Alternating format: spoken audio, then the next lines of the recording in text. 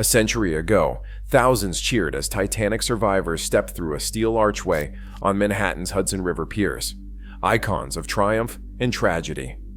Today, those same piers are crumbling, closed for fear of collapse.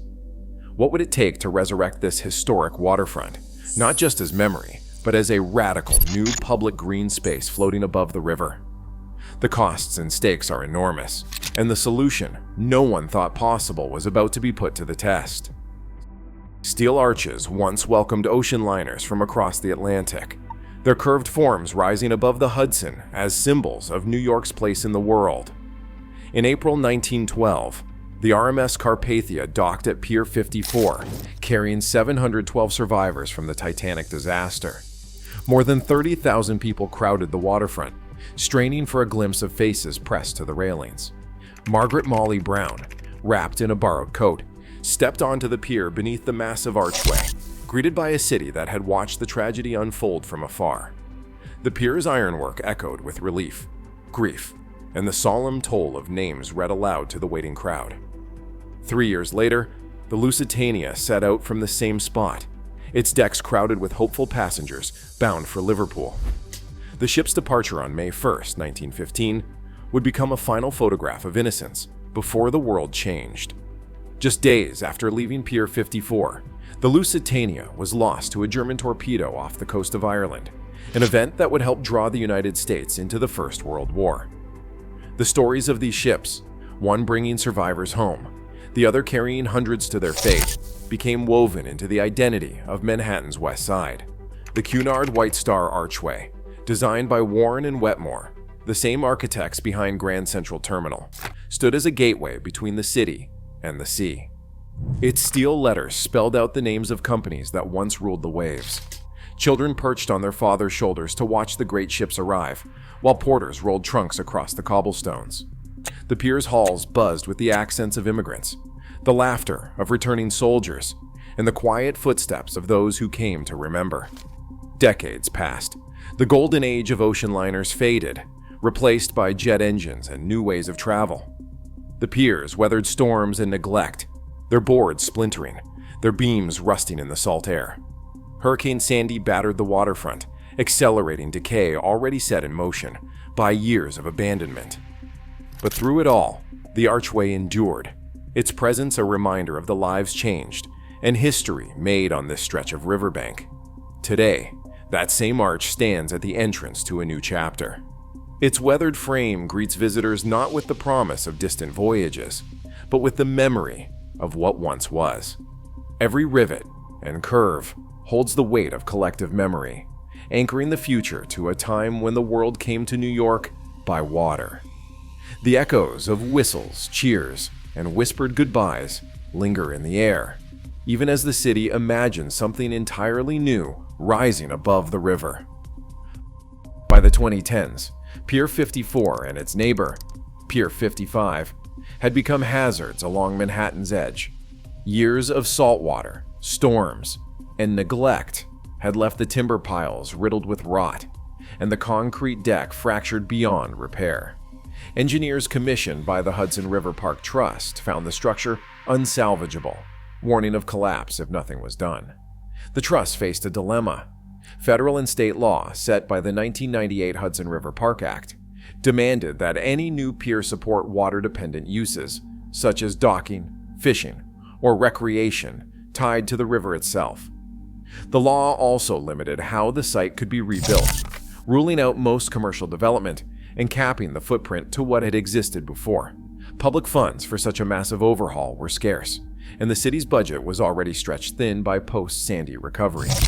Diana Taylor, chair of the Hudson River Park Trust, began searching for a way forward.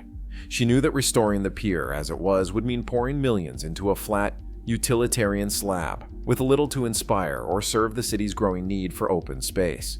Instead, she set her sights on something bolder, a public park that would rise above the river, offering gardens, pathways, and gathering places in the heart of the city. But the statutory constraints left few options for creative funding. The trust could not simply sell off the site or lease it for private profit. If the vision was to become reality, It would require a partner willing to provide private capital for a public good. In 2011, Taylor approached Barry Diller, a media executive known for backing ambitious projects and for his philanthropic work alongside his wife, designer Diane von Furstenberg. The trust presented Diller with the scale of the crisis: a beloved but decaying pier, strict legal boundaries, and a city hungry for green space. Diller recognized the challenge and the opportunity. He agreed to fund not just a replacement pier, but a new kind of public park, one that would transform the waterfront and set a precedent for private giving in civic projects. Over the next 2 years, the Trust and Diller's team worked behind the scenes, sketching out concepts that broke from the flat, rectangular norm. The plan would call for radical engineering and creative design, but it began with a simple premise: New York's riverfront, battered and forgotten, could become a place of renewal if vision, law, and private generosity could be brought together. With the city's support and Diller's willingness to invest tens of millions of dollars, the project moved from urgent problem to unprecedented possibility. The decaying piles and broken planks of Pier 54 would not simply be replaced. They would become the foundation for something the city had never seen before: an urban oasis suspended above the Hudson, built for everyone. Designers faced a puzzle: how to create a public park that could float above the Hudson, survive the river's relentless forces, and still feel alive with gardens, trees, and winding paths. The answer began with a vision unlike any other: an undulating landscape lifted into the air by a series of sculpted concrete pots. Not a single one of these 132 tulip pots was identical. Each varied in height, shape, and angle, rising anywhere from 15 to 62 feet above the water. Thomas Heatherwick's team, working alongside engineers from Arup, turned to parametric modeling, a digital process that allowed them to generate and refine the complex geometry of every pot. The result was a park that would ripple and swell like waves, its contours shaped as much by mathematics as by imagination. To realize these forms, engineers and fabricators had to break with tradition. Instead of mass-producing uniform parts, they devised 39 unique molds, each carved by robotic milling machines out of dense foam. These molds became the basis for the park's 655 curved petals, which were cast in high-strength concrete and fitted together like a three-dimensional puzzle. Every petal had to meet precise tolerances, so the pots would align perfectly atop their supports. Some weighed as much as 90 tons, their smooth surfaces hiding the intricate web of steel reinforcement and connection plates buried inside. The petals' edges thickened into structural ribs, while the column heads transitioned seamlessly from the bulbous pot forms to the round piles driven deep below the river. Beneath the sculpted landscape, the engineering challenge grew even more intense. The entire park would rest on 267 precast concrete piles, each one drilled up to 200 feet through river mud and silt to reach bedrock. Marine contractors from Weeks Marine operated in a working harbor, battling tides and currents with little margin for error. Every pile had to land within just 3 inches of its intended position, a feat that demanded custom steel guide tubes and real-time adjustments as the piles were driven. The piles themselves, some as wide as 20 feet in diameter, were designed to withstand not just the weight of the park, but also the shifting pressures of the river and the pounding of seasonal storms. Environmental regulations added another layer of complexity. To protect the striped bass that migrate through the Hudson each spring, pile driving could only take place from May to November. This restriction forced the team to split the foundation work across 2 construction seasons, carefully planning each step to avoid delays. The piles were sequenced and installed with painstaking care, ensuring that the eccentric loads from the tulip pots above would be safely transferred to the bedrock below. What emerged was not just a foundation, but a feat of precision rarely seen in public park construction. The undulating park above would owe its very existence to the invisible accuracy and creativity at work beneath the surface. Every curve, every petal, and every pile was the product of digital scripts, robotic tools, and the hands of marine workers guiding concrete and steel into place. The vision for a floating landscape was now anchored in reality. setting the stage for the next phase, turning these sculpted forms into a living, breathing park above the river. At a concrete plant north of Albany, the future of New York's riverfront took shape one petal at a time. Inside Fort Miller's cavernous warehouse, robotic milling machines carved dense foam into sweeping curves, each form destined to become part of a tulip pot. These were not mass-produced slabs. Every mold was unique, one of 39 sets designed to capture the park's organic rise and fall. Crews poured high-strength concrete into the molds, embedding thick ribs and stainless steel plates for strength. The petals, some weighing over 20 tons, were left to cure, then scanned for precision. Even a half-inch misalignment could throw off the entire assembly. Once cured and checked, the petals traveled by truck to the port of Coemans, a staging ground on the Hudson. There, Weeks Marine's team transformed the individual petals into complete pots. 8 fit-up stations buzzed with activity as cranes lifted each piece into place, aligning them around column heads with laser-guided accuracy. Welders joined the plates, and joints were grouted tight. The process resembled assembling a 3-dimensional puzzle, each pot a custom fit for its place above the river. Completed pots, some tipping the scale at 75 tons, waited their turn on the dock. 4 at a time, they were loaded onto a barge, a floating platform built for heavy cargo. The journey to Manhattan covered 130 miles, a slow procession down the Hudson that took 14 hours. Tugboats navigated tides and shipping lanes, keeping the precious cargo steady through the night. Each barge arrival was a minor event on the city's waterfront, the pots looming like futuristic sculptures against the skyline. Installation demanded choreography on the water. A 350-ton crane, perched on its own barge, hoisted each pot from the deck and swung it over the river. Operators worked from custom lift plans, lowering the pots onto the waiting piles with only a 3-inch margin for error. The river's currents and wind left no room for hesitation. Once in place, star-shaped beams and a cast-in-place slab tied the pots together, locking the whole assembly into a unified structure. Above the concrete, landscape architect Sina Nielsen's team prepared to bring the park to life.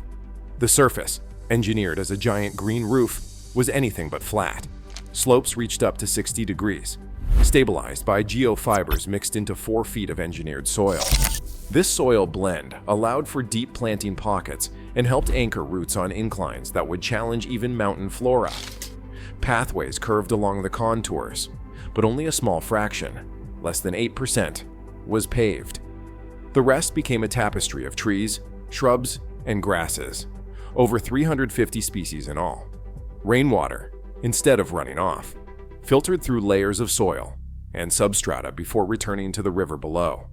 Every step of the process, casting, assembly, transport, and planting, required teams to solve problems in real time. Fabricators, barge captains, crane operators, and landscape crews each played their part in a sequence that left little room for error. The investment was not just financial, but physical and creative, as hundreds of workers transformed digital models and raw materials into a living landscape hovering above the Hudson. The park's foundation was now set, its surface alive, and its future about to face challenges no blueprint could predict. In 2015, the City Club of New York filed a lawsuit against the Hudson River Park Trust, arguing that the new park would violate the state's rules for waterfront development. The suit challenged whether the project truly served the public and whether its footprint stretched beyond legal limits. As legal briefs piled up, work on the site slowed, then stopped.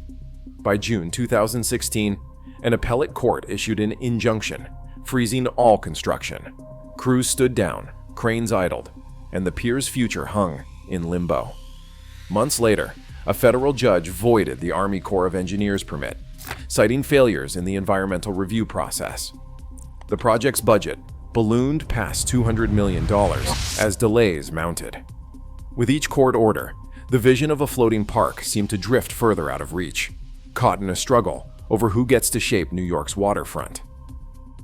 On September 13, 2017, Barry Diller pulled the plug. $45 million had already been spent, and the decision landed just as he was about to authorize an $80 million cement order. Lawsuits, rising costs, and a wave of uncertainty had finally tipped the balance. For 43 days, the future of the project hung in silence. Then, behind closed doors, Governor Andrew Cuomo stepped in, calling Diller with a promise to resolve the legal standoff.